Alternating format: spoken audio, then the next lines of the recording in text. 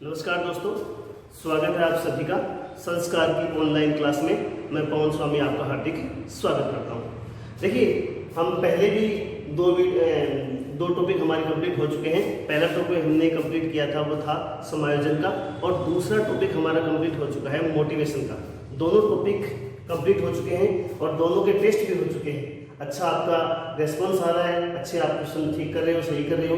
इसके अलावा भी अगर आपको किसी भी टॉपिक में किसी भी प्रकार की दिक्कत हो तो संस्कार क्लास का जो ग्रुप है उसमें आप सेंड कर सकते हो, या मेरे निजी व्हाट्सएप नंबर पे भी आप सेंड कर सकते हो। कोई भी दिक्कत हो, कोई भी प्रॉब्लम हो। आज का हमारा टॉपिक रहेगा व्यक्तिगत विभिन्नताएं, इंडिविजुअल डिफरेंस, यानी व्यक्तिगत विभिन्नता। देखिए, सबसे पहले हम व्यक्तिगत विभिन्नता के बारे में बात करते हैं। व्यक्तिगत विभिन्नता होती क्या है?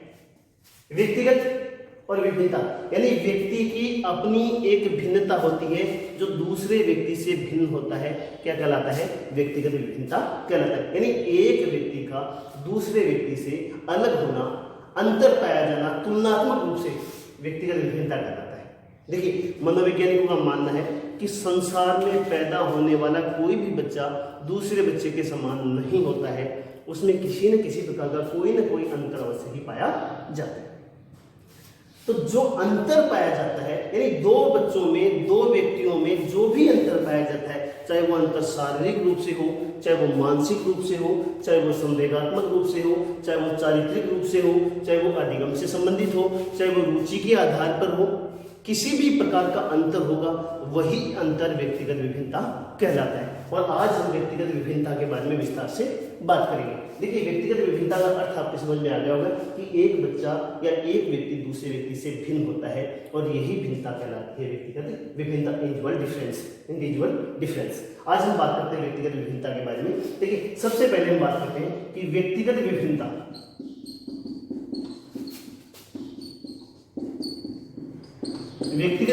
का और सर्वप्रथम अध्ययन करने का श्रेय फ्रांसिस गाल्टन को दिया जाता है। किसको दिया जाता है? Francis Galton, 1879। व्यक्तिगत विभिन्नता का सर्वप्रथम जो अध्ययन किया था वो अध्ययन करने वाले मनोवैज्ञानिक थे फ्रांसिस गाल्टन। और ये फ्रांसिस गाल्टन ब्रिटेन के मनोवैज्ञानिक हैं। इनके पीछे फ्रांसिस लगता है, ऐसा लगता है कि शायद फ्रांस के होंगे, लेकिन नहीं, फ्रांसिस गाल्टन इनका पूरा नाम है। 1879 में इन्होंने व्यक्तिगत विभिन्नता का सर्वप्रथम अध्ययन करना प्रारंभ किया था। इसके बाद में इनकी एक पुस्तक आती है, हेरेडिटी, जीनियस। इनकी पुस्तक का नाम है हेरेडिटी जीनियस। देखिए, सबसे पहले हम बात करते हैं कि व्यक्तिगत विभिन्नता का सर्वप्रथम अध्ययन करने का जो श्रेय दिया जाता है वो फ्रांसिस गाल्टन को दिया जाता है। सर्वप्रथम अध्ययन किसने किया? प्रारंभ फ्रांसिस गाल्टन ने किया, 1879 में किया। इसके बाद में इनकी पुस्तक का नाम हेरेडिटी जीनियस। इनकी पुस्तक का नाम क्या है? Heredity genius. अब हम बात करते हैं व्यक्तिगत विभिन्नता क्या होती है। व्यक्तिगत विभिन्नता का मतलब क्या होता है, व्यक्तिगत विभिन्नता क्या होती है, इसके बारे में हम विस्तार से बात करते हैं। व्यक्तिगत विभिन्नता का मतलब होता है एक व्यक्ति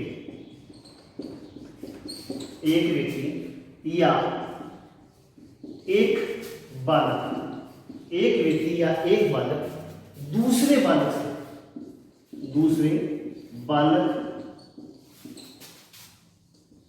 अथवा व्यक्ति से भिन्न होता है। एक व्यक्ति या एक बालक दूसरे बालक या व्यक्ति से भिन्न होता है। यहां तक कि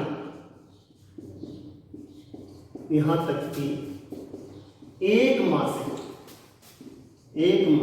से पैदा होने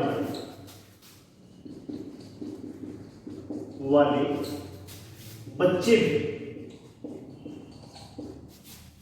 किसी न किसी प्रकार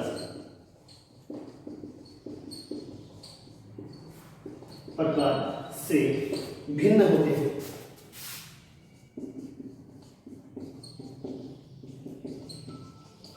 एक व्यक्ति या एक बालक दूसरे बालक से अथवा व्यक्ति से भिन्न होता है। यहां तक कि एक माह से पैदा होने वाले बच्चे भी किसी न किसी प्रकार से भिन्न होते हैं, अथवा जुड़वा बच्चे भी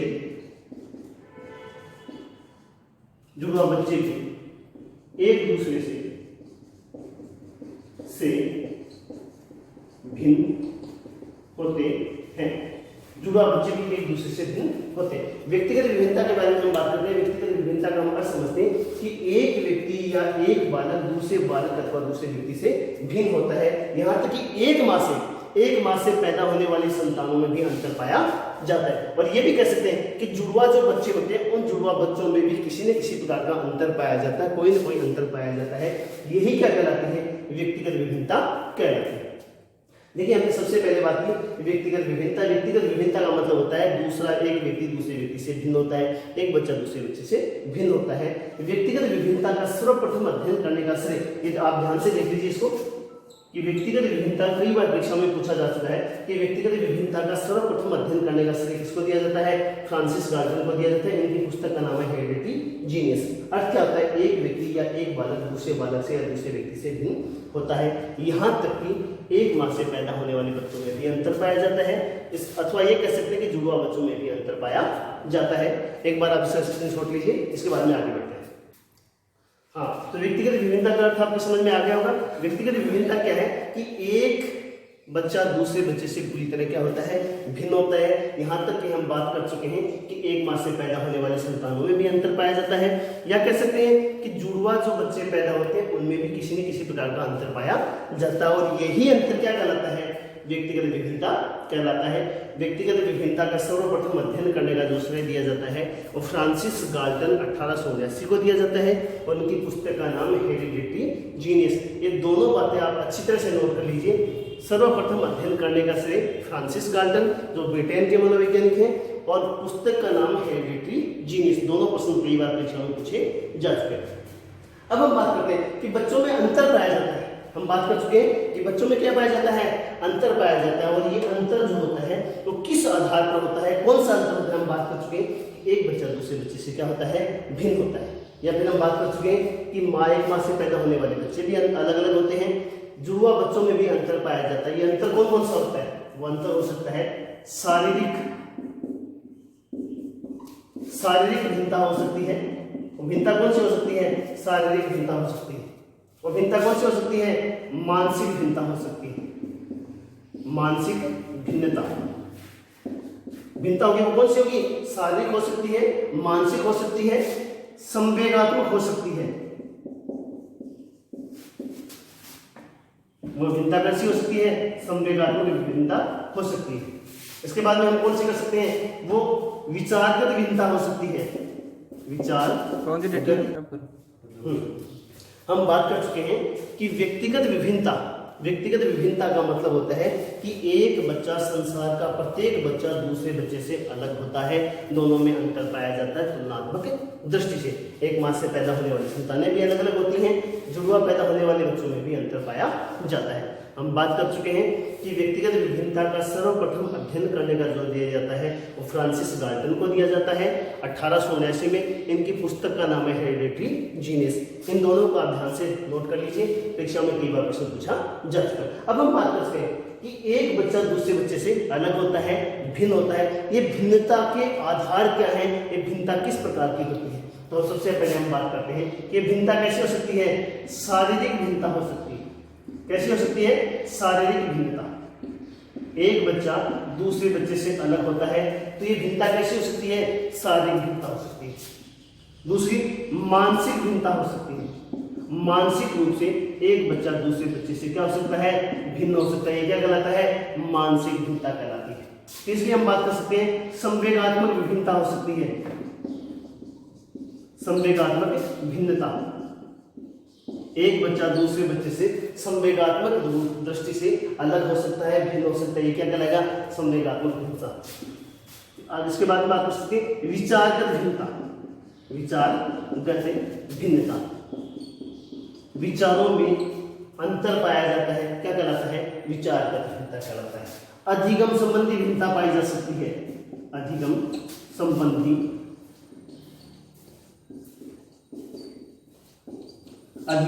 भिन्नता पाई जा सकती है। यानी संसार के सभी बच्चे एक दृष्टि से, एक रूप से अधिगम नहीं करते हैं। किसी की अधिगम गति ज़्यादा होती है तो किसी की अधिगम करते हैं गति कम होती है, किसी की अधिगम करने की क्षमता ज़्यादा होती है तो किसी की कम होती है, तो अधिगम संबंधी भिन्नता भी पाई जा सकती है। इसके बाद में हम बात कर सकते हैं चारित्रिक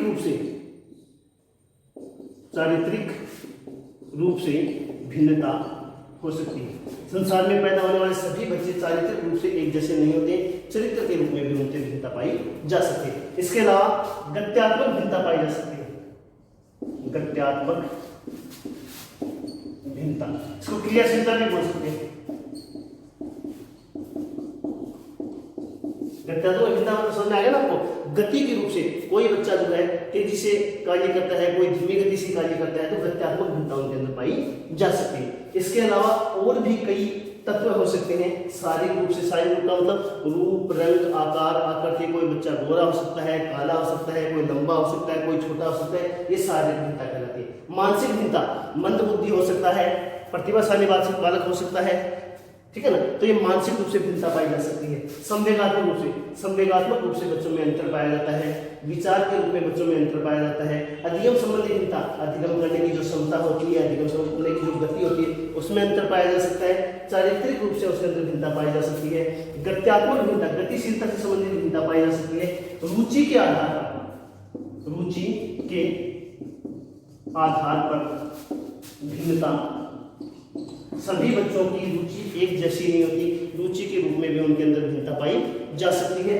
तो इस प्रकार की भिन्नता बच्चों के अंदर पाई जाती है। और कुछ भिन्नताएं होती है जो विशेष परिस्थितियों के कारण पैदा हो जाती है। विशेष परिस्थिति जनित भिन्नता, ठीक है ना। तो व्यक्तिगत विभिन्नता का मतलब समझ में आ गया? एक बच्चा दूसरे बच्चे से अलग होता है, दूसरे बच्चे से भिन्न होता है, ये व्यक्तिगत विभिन्नता कहलाती है। ये भिन्नता किसके आधार पर हो सकती है? शारीरिक रूप से, शरीर के अंदर लंबाई, चौड़ाई, वजन, आकार, आकृति। मानसिक रूप से, बुद्धि जिस प्रकार से हमारी काम करती है, किसी की बुद्धि तीव्र गति से काम करती है, किसी की कम गति से काम करती है, कोई मंद बुद्धि हो सकता है तो कोई प्रतिभाशाली हो सकता है। संवेगात्मक रूप से बच्चों के अंदर अंतर पाया जाता है। किसी को क्रोध ज्यादा आता है, ठीक है ना, कोई भावुक ज्यादा हो सकता है, ये संवेगात्मक भिन्नता। विचारों के आधार पर भिन्नता पाई जा सकती है। अधिगम के आधार पर भिन्नता पाई जा सकती है। चारित्रिक रूप से भिन्नता पाई जा सकती है। गत्यात्मक भिन्नता पाई जा सकती है। रुचि के आधार पर भिन्नता पाई जा सकती है। विशेष परिस्थिति जनित कोई भिन्नता उसके अंदर पाई जा सकती है। तो ये कुछ आधार है जिसके अंदर बच्चों के अंदर अंतर पाया जा सकता है। इसी प्रकार से हम इनको कह सकते हैं कि व्यक्तिगत विभिन्नता जो उसके प्रकार भी इसको हम कह सकते हैं। शारीरिक भिन्नता, मानसिक, संवेगात्मक, ये सारे व्यक्तिगत विभिन्नता के प्रकार भी इनको हम मान सकते हैं। स्क्रीनशॉट लीजिए, इसके बाद में आगे बढ़ते हैं। हाँ, तो आपके व्यक्तिगत विभिन्नता का अर्थ समझ में आ गया होगा। व्यक्तिगत विभिन्नता के बारे में सर्वप्रथम अध्ययन करने का श्रेय फ्रांसिस गाल्टन को दिया जाता है। इनकी पुस्तक का नाम हेरिडिटरी जीनियस है। व्यक्तिगत विभिन्नता के प्रकार कौन कौन से हो सकते हैं, व्यक्तिगत विभिन्नता के आधार कौन कौन से होते हैं, इसके बारे में हम बात कर सकते हैं। शारीरिक भिन्नता, मानसिक भिन्नता, संवेगात्मक भिन्नता, चारित्रिक भिन्नता, अधिगम संबंधी भिन्नता, रुचि संबंधी भिन्नता, ठीक है ना, परिस्थिति जनित भिन्नता। कुछ व्यक्तिगत विभिन्नताओं के प्रकारों के बारे में भी हमने बात की। अब हम बात करते हैं व्यक्तिगत विभिन्नता से संबंधित कुछ प्रमुख मनोवैज्ञानिक जिन्होंने अपनी परिभाषाएं दी है। तो सबसे इंपॉर्टेंट जो परिभाषा आती है वो स्किनर की आती है। सबसे इंपॉर्टेंट परिभाषा जो है वो स्किनर की है। इनका पूरा नाम है B.F. स्किनर, ब्यूरस फ्रेडरिक स्किनर, जो अमेरिकी मनोवैज्ञानिक है, व्यवहारवादी मनोवैज्ञानिक। तो सबसे प्रमुख जो परिभाषा आती है वो किसकी आती है? B.F. स्किनर की आती है। B.F. स्किनर क्या कहते हैं कि व्यक्तिगत विभिन्नता में व्यक्तित्व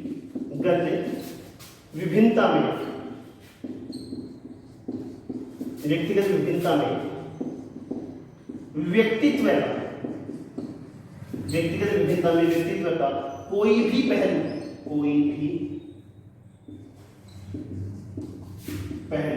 शामिल किया जा सकता है। व्यक्तिगत विभिन्नता में व्यक्तित्व का कोई भी पहलू शामिल किया जा सकता है। देखिए, B.F. स्किनर के बारे में जब हम बात करते हैं, B.F. स्किनर प्रमुख व्यवहारवादी मनोवैज्ञानिक है। B.F. स्किनर ने व्यवहारवाद के क्षेत्र में सर्वाधिक कार्य किया है। तो B.F. स्किनर की परिभाषा सबसे इंपॉर्टेंट है, बार बार परीक्षा में पूछी जाती है। आजकल की परीक्षाओं में परिभाषाएं कम पूछी जाती हैं, लेकिन फिर भी इंपॉर्टेंट है। B.F. स्किनर कहते हैं कि व्यक्तिगत व्यक्तिगत विभिन्नता होती है, उसमें व्यक्तित्व है। अब प्रश्न आता है कि व्यक्तित्व क्या है, व्यक्तित्व का निर्माण कैसे होता है। व्यक्तित्व के बारे में हमने बहुत सारी बातें की हैं, पिछले वीडियो के अंदर भी हमने बात की थी। व्यक्तित्व क्या होता है, आंतरिक एवं बाह्य शक्तियों का जो योग होता है। व्यक्तित्व क्या होता है, आंतरिक एवं बाह्य शक्तियां। हमारी जो आंतरिक शक्तियां होती हैं, हमारी जो बाह्य शक्तियां होती हैं, जन्मजात अथवा अर्जित हमारे जितने भी गुण होते हैं, वो सारे के सारे जो गुण होते हैं उनसे मिलकर बनने वाला क्या कहलाता है, व्यक्तित्व कहलाता है। तो इसके अंदर व्यक्तित्व के अंदर क्या हो सकता है, शारीरिक आ सकता है, मानसिक आ जाता है, संवेगात्मक आ जाता है, सारी के सारे इसके अंदर आ जाते हैं। व्यक्तित्व का कोई भी पहलू, कोई भी पक्ष शामिल किया जा सकता है और उस पक्ष के आधार पर जो अंतर होगा वही क्या कहलाएगा, व्यक्तिगत विभिन्नता कहलाता है। देखिए हम बात कर सकते हैं कि कक्षा कक्ष में हमारे पास 20 छात्र हैं और 20 छात्रों का हम शारीरिक अध्ययन करते हैं, उनकी तुलना करते हैं। तो सबसे पहले हम वजन के आधार पर तुलना करते हैं। सभी बच्चों का जब हम वजन करते हैं तो हम देखते हैं कि कोई भी बच्चा दूसरे बच्चे के समान अंतर वजन वाला नहीं है। सभी बच्चों के वजन में किसी न किसी प्रकार का अंतर पाया जाता है। तो ये क्या हो सकता है, वजन हो सकता है, लंबाई हो सकती है, रंग रूप के आधार पर अंतर हो सकता है। तो शारीरिक विभिन्नताओं के आधार पर इसके बाद में हम बात कर सकते हैं कि मानसिक तत्व होता है, उसके आधार पर हम अंतर कर सकते हैं। संवेगात्मक दृष्टि से हम अंतर कर सकते हैं। कोई भी एक पक्ष लेकर और बच्चों का हम क्या करते हैं, तुलनात्मक अध्ययन करते हैं और जो भी अंतर पाया जाएगा वही अंतर क्या कहलाएगा, व्यक्तिगत विभिन्नता कहलाता है। तो सबसे पहले हमने बात की स्किनर की, व्यक्तिगत विभिन्नता में व्यक्तित्व का कोई भी पक्ष शामिल किया जा सकता है जिसके आधार पर बच्चों का तुलनात्मक अध्ययन किया जाएगा, क्या कहलाएगा, व्यक्तिगत विभिन्नता कहलाता है। बीएफ स्किनर के बाद में दूसरी परिभाषा हम बात करते हैं, दूसरे प्रमुख मनोवैज्ञानिक टायलर। देखिए टायलर की परिभाषा भी इंपॉर्टेंट है, परीक्षा में 1-2 बार पूछी है। बीएफ स्किनर, टायलर और जेम्स ट्रेवर। देखिए व्यक्तिगत विभिन्नता में अगर परिभाषा पूछी जाती है तो या तो बीएफ स्किनर की पूछी जाती है, या टायलर की पूछी जाती है, या जेम्स ट्रेवर की पूछी जाती है। इसके अलावा कोई परिभाषा नहीं पूछी जाती है। तो दूसरी हम बात करते हैं टायलर की। टायलर कहते हैं कि एक व्यक्ति, टायलर कहते हैं कि एक व्यक्ति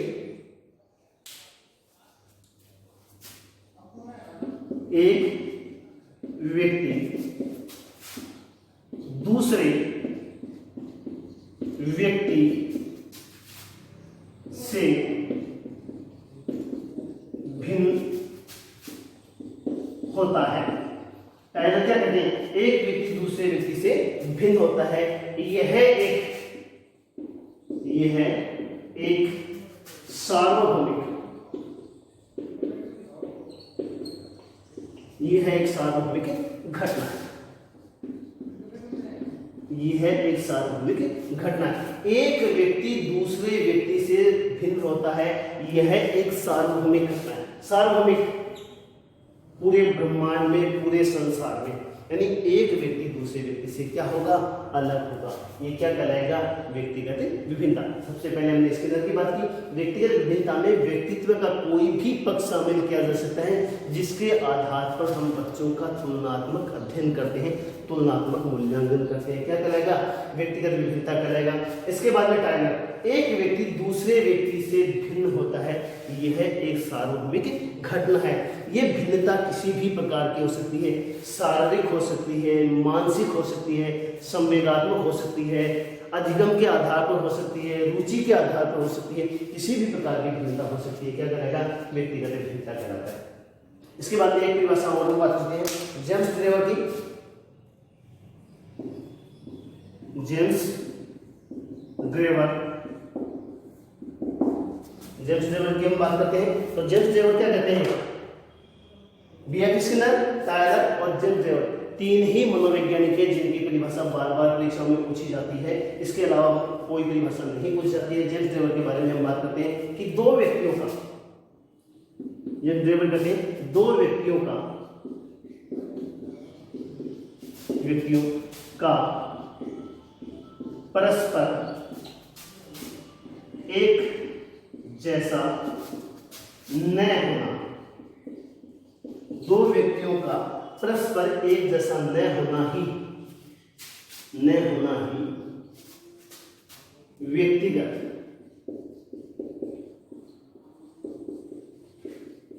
विभिन्नता दो व्यक्तियों का परस्पर एक जैसा न होना ही, दो व्यक्तियों का परस्पर एक जैसा न होना ही व्यक्तिगत विभिन्नता कहलाता है। देखिए हम दो व्यक्ति की बात कर सकते हैं, हम कक्ष में दो बच्चों की बात कर सकते हैं। तो दो व्यक्तियों अथवा दो बच्चों में परस्पर एक जैसा एक दूसरे के समान नहीं होते, किसी न किसी प्रकार का उनके अंदर अंतर अवश्य पाया जाता है। यही अंतर क्या कहलाता है? व्यक्तिगत विभिन्नता कहलाता है। हमने बात की बिया किसके अंदर थी? बिया किसके अंदर कहते हैं कि व्यक्तिगत विभिन्नता में व्यक्तित्व का कोई भी पक्ष शामिल किया जा सकता है, जिसके आधार पर हम बच्चों का या व्यक्तियों का तुलनात्मक अध्ययन कर सकते हैं। टाइलर कहते हैं कि एक व्यक्ति दूसरे व्यक्ति से भिन्न होता है, यह एक सार्वभौमिक घटना है। इसके बाद जब दो व्यक्तियों का परस्पर एक जैसा न होना ही व्यक्तिगत विभिन्नता कहलाता है। एक बार आप इसमें स्क्रीनशॉट लीजिए, इसके बाद में हम आगे बढ़ते हैं।